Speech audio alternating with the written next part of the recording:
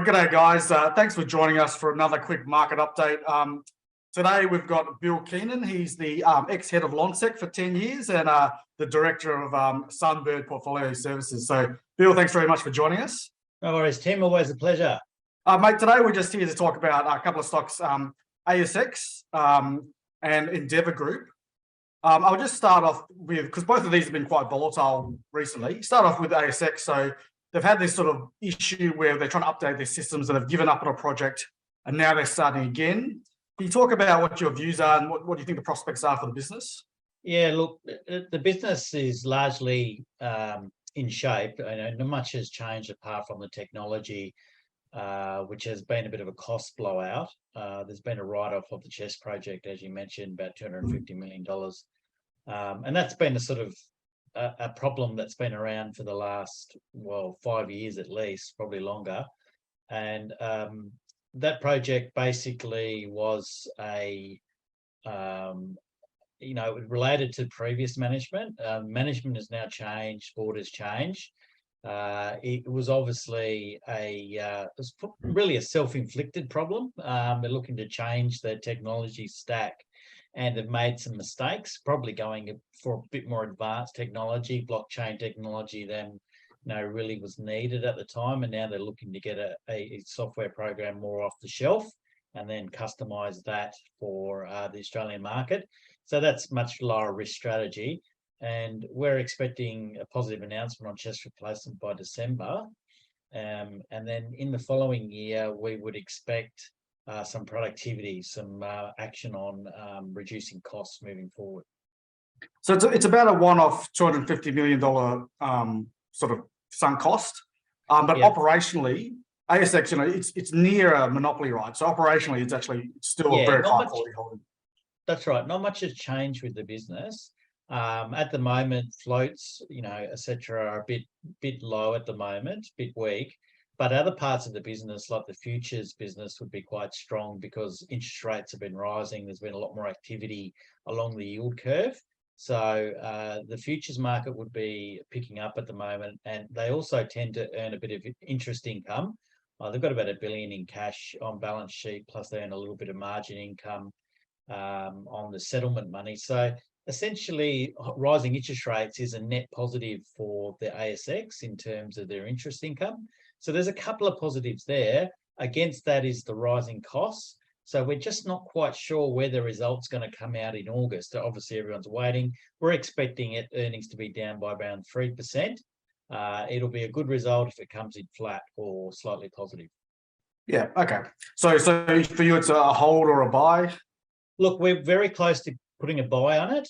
We just want to see that August result and then we'll have some more confidence. But it does seem like it's bottoming out here. Moving forward, as I said, we expect positive announcement on CHESS replacement and then after that, productivity on costs. So hopefully this is the low for earnings coming out next month. Yeah, okay. Brilliant. Moving on to Endeavor Group. So this is a spin-off from Woolworths. Yep. BWS, Dan Murphy's, and about 250 pubs, which includes gaming, right? What's your view on these guys? Because they've been pretty volatile. Yeah, that's right. Look, there's nothing really wrong with the business. Again, similar to the ASX, there has been the business has been under a cloud to do with gaming reform. Firstly in New South Wales and recently in Victoria. That gaming reform won't come in this year, full year 24, the current financial year we're in. And then it'll come in full year 25 and gradually. And in fact, Endeavor Group's come out and said, look, they're happy with the reforms. They've already got 2 of the reforms up and running. And the other one, the big one, which is the pre-commitment card, is still to be negotiated, pre-commitment before people bet.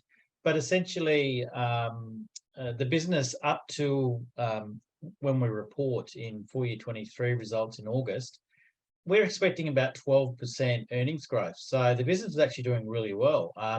You're talking Dan Murphy's, BWS, and a portfolio of 350 hotels.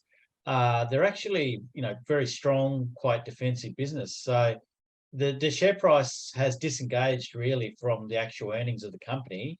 And the share price is just worried about the outlook for gaming. But we've done some bear case scenarios on it, EDV, and we reckon under worst case scenario, the shares are worth $6.58 per share. And we wouldn't be surprised if they start heading back towards $7 pretty quickly.